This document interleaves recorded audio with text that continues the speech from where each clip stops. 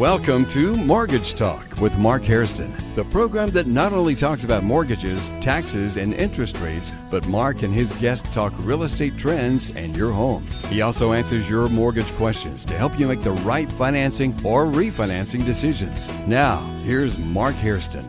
Welcome, everybody, back to Mortgage Talk. I am your host, Mark Hairston. And every week we come on to share some information that hopefully is going to be beneficial to you when you're investing in your real estate, either be your home or rental properties or second homes, to make sure you know how to leverage it and make sure that you can increase the value in it. And this week I'm very, very excited to have a special guest, and a very, very special guest. And you're probably thinking, well, Mark, aren't all your guests special? And I said, well, yeah, they're all special. But this one's very special because this is my wife going to join me today. And we're titling this All in the Family. I'm Archie, and I want to introduce my wife, Edith. Hello, Archie. So her name is actually Shara Parker, and so I want to introduce my wife, Shara Parker, and maybe tell us why you're qualified to be on the show today. Hi, good morning. Nothing like a really powerful introduction, Mark. Thank you. I think I'm qualified not just for being your wife, but I am a realtor, as well as Mark's wife, an investor. Love helping people buy and sell and invest in Austin, Texas. Well, the fact of the matter is we've both been in Austin since 1977. Now, be it that you were a freshman in high school and I was a freshman in college, so we didn't know each other back then, but we both have been around a long time. And little background, we met in 2005 through a referral. My whole business is by referral. My whole life is by referral. And Shara was referred to me, and we've been together ever since, and we got married in 2008. But the point around that is you've been in real estate since about 04, 05, as I recall. We had just met. Yes, absolutely. Yeah, I got into real estate in 05. It was a bit of a whim. A friend said, I'm working for the HUD broker, and I need some help. We have so many leads, we don't know what to do with them.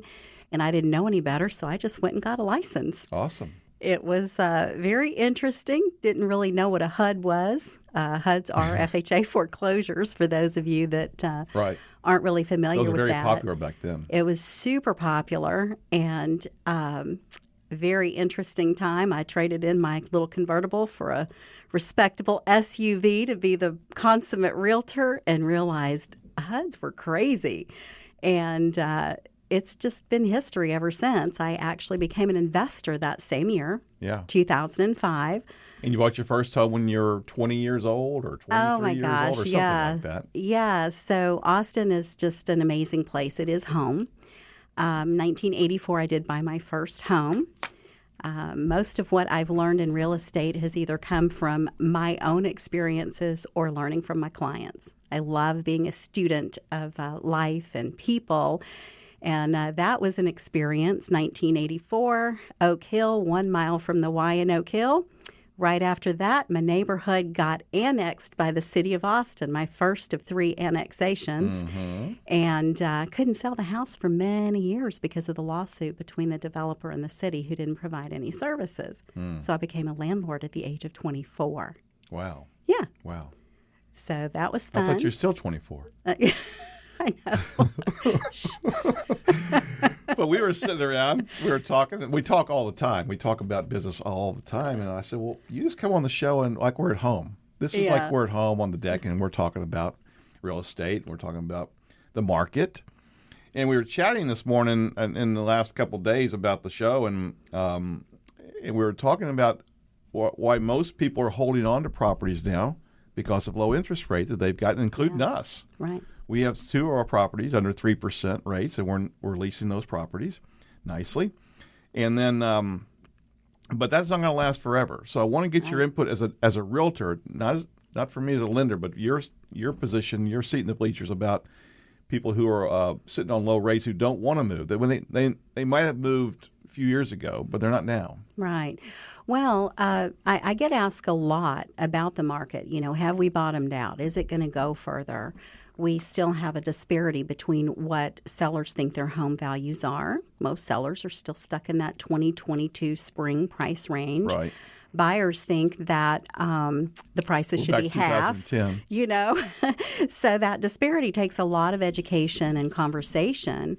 And I don't personally believe we're going to see that big major crash that buyers are wanting to see. I think it's an incredible time to buy because I think there's a deal to be had in every market. But the point about people holding on to their home longer, I think is very real. If you've got a 2 or 3% interest rate, if you're sub 4%, those were unprecedented rates. When I bought my first home, interest rates were at 16%. Right. And it took 7 years to come back down to 10%. So anything below 10% to me is pretty exciting. But when you do have those low rates, it makes sense. What are you going to do holding on to your home? What is your plan going to be? Ultimately, Austin's a pretty transient city. When the average person stayed in their home 8 years across the nation, Austin was about 5 years. So I think we'll see people staying in their home 5 to 7, 8 years. And I think it's important if you're going to be in your home, what are you going to do? Compare it to the market. One of my favorite things to do to help people is to do an annual market analysis and really dig deep to find out the true value of their home compared to their area and the competition, which isn't just the neighborhood. So, to do a deep dive for them, if you're below the standard of the neighborhood, annually, do a project. There are certain projects that are going to pay you incredibly well. So to maximize the equity in your home, a huge percent of America's wealth is in their home. And like 90%. It's very high. I for most people. Thought it was around 87%. Something so like pretty that. close. Yeah. It's pushing, the It is for us. envelope. And yes, it's we're so guilty, but we're fortunate. We believe in Austin. Yep. And we are bullish on Austin, that's for sure. Yes. Or surrounding areas. Having lived through 4 downturns here as a homeowner, been through a couple of them as a realtor, Austin does not trend the same way the rest of the nation trends. And it's just such an incredible place to live. I agree. I couldn't agree more. And so you and I had bought a property about a little over a year ago, and we remodeled it, a major remodel. And you've done that a lot over the years, different properties. Right. This is a major one, but you've done other ones. So tell the viewers a little bit about what they could expect in a remodel and what makes more sense financially, possibly. Well, that lends itself to buying equity. When Mark and I were first married, I like that term, buying equity. Yes, that's what we've always done for us. You've done it for us. I'll put it that way. It took a little education to convince Mark to buy equity. He's like, "What, are we just looking for a fixer-upper?" And I'm like, "No, babe, we are looking for equity." And we have about 7 figures in equity in our primary, residence in 13 years, even in this downturn. So buying equity just means you have to have a good floor plan. You have to have, you're looking at the trends. Where is the growth going to be? Where are stable areas? Where can I ride appreciation as well as trending upward? And then what updates do I need to do? I personally love the 70s.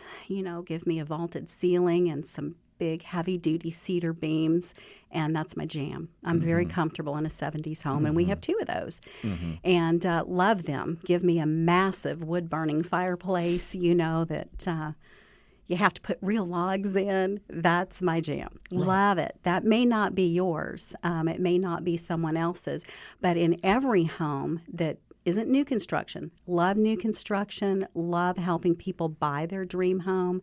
And these tactics will work when you're selling as well to maximize your equity, if you understand price elasticity. But some of the Explain that a little bit. Price elasticity. Can we come back to price elasticity? We can do anything you want. Because I absolutely love renovating. Every home has its own personality. You don't have to go in and gut a house to get a maximum return on it. You have to look at what the home needs. And let its personality speak. Think about what the trend is. Mm-hmm. You know, we did grays and we did grays for such a long time, and then we did white on white on white. I think people are a little more nesting right now, so you're going to see a little bit more of the warm tones in homes. So just look for They used those to do keys. pink too, didn't they? Pink was short-lived. Bye-bye, Barbie. That was never my color, you know. But, of course, Right. I lived through the 90s when the mauves were the thing, you know, your mauves. So, anyway, take your color scheme for what you want it to be and make it your own home. But if you are planning to sell in the next 2, 3, 4 years, make your updates and your upgrades based on those things. I just closed a home in Dripping Springs. The home was built in 13. Amazing floor plan. I helped the sellers. We painted floor to ceiling, put in new floors, and did a new master bath, and sold for top dollar in a third of the time on market for that neighborhood. A real win for the investment that they made. Incredible. Yeah. You know, very, very happy sellers to have that And available to them. the other thing that I've always liked, would you call yourself a solutionista? Is that right? Is that the right term? Absolutely. Absolutely. That you're into finding solutions. Yes. And one of them you had a win recently with some creative financing down in the 04. I wanted to share that one. That's what price elasticity is. You know, price elasticity, you can have two identical homes next door to each other, and one could bring 10% more than another. Even though the market is speaking, you know, we are in a retraction in our market. It's a slowdown, if you will. Prices are down. Interest rates are way up. So this particular home, the sellers were trying to make a determination. It was a phenomenal rental for them, but they had some other investments that they wanted to make and had significant equity that they needed to make a decision to work with. And we priced it right and had multiple offers, but the offers didn't come in at their threshold. So we picked the most likely offer to work with, and we countered, and we were creative. We did accept a cash offer with a partial, a second lien, if you will, from the sellers, or a partial owner finance. So I love creative financing. It's something I've been doing since I got into the industry in 2005. And this was such a win for both parties. The buyers were able to keep the cash that they needed with a very small carryback from the seller on a 2-year. And they were able to get an amazing interest rate for both parties. We were creative. You know, you create these things. You pluck them from air. You negotiate. As a certified negotiation expert, it's one of the things that I've always loved is a win-win. So this seller maximized and got what they wanted for the property, 6 figures above what we would have gotten in just a pure cash offer. So I believe that's a win. And I think that was a solution. Well, clear it was, because they gave you a 5-star review, so that's a good thing. Yeah, absolutely. And so, you know, we've been talking about maybe you looking to do your own podcast, if you will, which is called Growing Up Austin.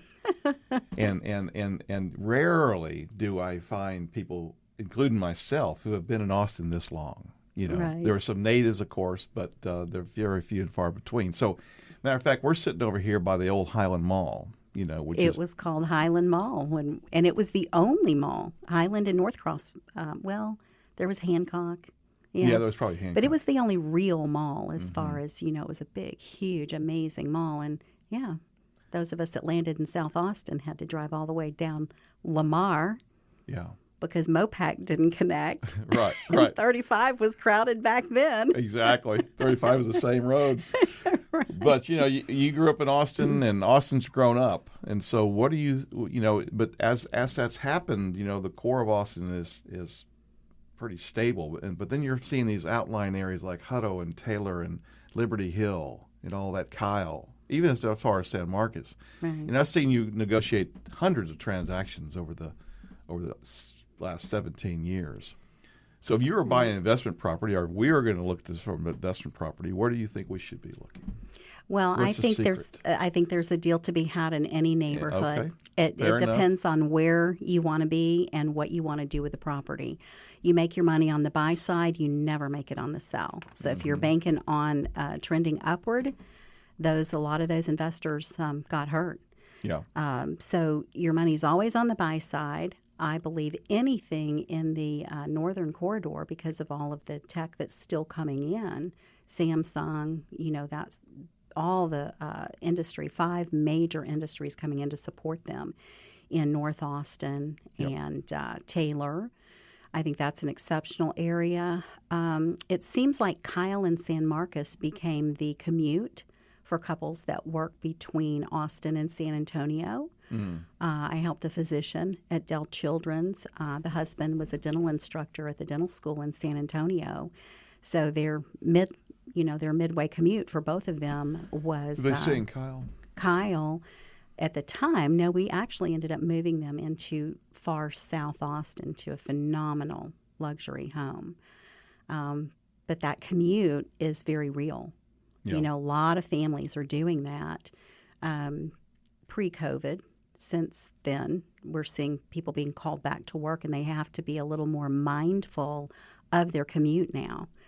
Back when Austin was small, the commutes were not too bad. But, this morning I went from Lakeway to Bowie to Highland Mall. And I leave at 6 a.m., I was a little surprised. With school back in, the traffic has gotten a lot worse, for sure. So I don't think that there's a bad place to invest. I think it's all about the property, what you pay for it, and what your exit strategy is. If it's going to be a hold, the average investor seems to maximize their depreciation over 8 years. And then they move it into something else. So 1031s are something that is now an incredible time to 1031 exchange your properties. Last year, early in the year in 2021, were pretty tough for 1031 exchanges, but still doable. Yeah. We've started doing more syndication. We believe enough in the Austin area. We invested in an apartment complex in Round Rock. Yeah, and we sure did. Love that idea because it's a C-class property, so it's going to be affordable housing. Right. It'll just be nicer affordable housing. Yeah. And we feel like we can contribute to that with, our vision, our funds. And, again, we believe in Austin. So whether you're a second home buyer and looking for, a lake property, we're in a drought right now. Lake prices have a tendency to go down or to fluctuate with the lake levels. It's an incredible time to buy Lake Travis right now. So they're giving away that Lake Travis waterfront? Not really giving it away, but it's a great time to buy it. If you're going to be on LBJ, prices are really stable on LBJ. Right? Lake Austin, prices are stable. So you have to think about the type of property you want to buy. Yeah. We had a friend over last night for dinner, and he used to live in Vineyard Bay on the water, and we were talking just last night about some of the droughts in the past of Lake Travis. Right. And in 2011 or 13, somewhere in there, it was very low. And he was saying that almost overnight, because of the rains that came that fall, as I recall, the lake filled up in no time, and that's what happens. Lake Travis has a tendency to do that. But like you said, this may be a good time to look for some lake properties because people are more willing to negotiate when the water's down. That's right. So that would be an example. That's a great example. In the other areas we've talked about personally, for family investments, if you will, is the fact of all taking advantage of some of these low rates, either assumptions, full-out assumptions, or sub-twos, buying properties, investment properties, using a strategy that you're very familiar with. Absolutely. So talk about that. Well, back in the HUD days, lots of people, there's not much HUD. We're pretty much a conventional market now, so there's not a lot of HUD foreclosures, which are FHA foreclosures. We also see now a little bit of the reverse mortgage foreclosures, which have to be handled a little differently. I've bought at the courthouse steps. I love that. It's hard and it's scary, but that's kind of fun too. Not everybody has the credit score we're starting to see some issues with that right now, we with are. Credit cards just cutting your open to buy I think in half. I think it's a record of unsecured debt in this country right now, And more than ever. Yes, that's making That's going to an drive impact. credit scores down. So we're starting to see a little bit of that happening. And so a wrap or a sub 2 is something that is a little out of the box for your traditional realtor. There's a lot that we cannot do, so we work with very specific attorneys to ensure that both parties are protected. And it's a great opportunity right now to help someone that may not be able to sustain the home in this market, or maybe has had an unfortunate situation but bought in the last few years, where you can take over their note. You basically assume their note. It's not necessarily a qualifying assumption, though. Right. So there's a lot of pushback on that from the traditionalists. And as a generalist and somebody that loves investing and being a solution to people that need help, that don't fit the traditional box, Sure. there are options and there are opportunities. You may not have quite the selection that you'd like. You may have to get started somehow, some way. Helped, one of our handymen, do something similar to this with some acreage recently. Right. Found a great deal on some acreage and helped them get into it. In Del Valley? Cedar Creek. Cedar Creek, And so there's a lot of different things. I have a really incredible engineer that decided to take a sabbatical. Well, when you take a sabbatical and you don't have income, back in the day it was no phone, no loan. Makes Now it a little harder. No income, no loan. And I said, well, if you want to do some investments, you need to get some of your buddies together. And they did. Yeah. Several of them, and bought several properties together and made incredible decisions on what they bought and where they bought. So I don't really think that there's a bad place to purchase. I think that your strategy comes first. Yeah. And then you have to make sure that you're buying a property that you're not going to be over your head in. That's a big one. We have great resources, great handyman, HVAC. One of my Roofers. closings, I have an incredible roofer. One of my closings recently, they were doing the walkthrough, and the stager was over there removing the staging furniture and said, "It's hot in here. I don't think the air is working." Well, it happened to be a Friday. But my HVAC guy is loyal, and it was close to home. He was there after dark Saturday morning, went and got a new motor for this thing and had it up and running by Saturday for our Monday closing. Awesome. These are things that are very important. So keeping your resources close to you is very important. Very important. Treating them well. We've only got a few minutes left in the show today, but I want you to also share some of the ups. We've talked about the upside of, let's say, a major remodel, but also talk about the frustration side a little bit, so people can be prepared psychologically on what what it takes, because it can be very tough. Yes, Amen? Mark had to live through that with me. Last year once. was the hardest year ever as far as trades go. That's because you GC'd it too. I was the GC on a full-on, and I've always GC'd my properties. I've never hired a GC. GC means general contractor. We didn't hire a general contractor. Right. So I had to redesign an entire space. Couldn't find an interior designer, or an architect that would take on a small project in that moment. So I was that. I was the designer, which it turned out incredibly well, and I'm super stoked about. But anytime you are going to renovate, even updates, you need to be prepared. You don't know what's behind that wall. You don't know what's behind that shower you just took out. So you've got to be prepared with a little extra income or a little extra funds. Cash, possibly. Because, there could be surprises.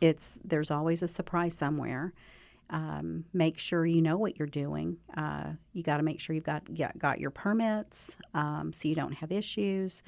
Lots of permitting issues have taken place, even with some of my investors that pulled permits and pulled the right permits when the next inspector walked through. They wanted a different permit. And then another one wanted a different permit. Wow. And there was a 2.5-month delay. And in this delay, the market was tanking. It was going down fast.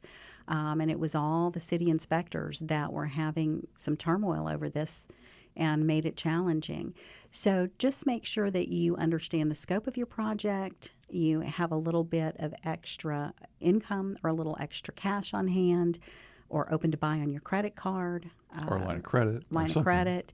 Have all of your materials selected. Make sure you have overages. You can return most everything.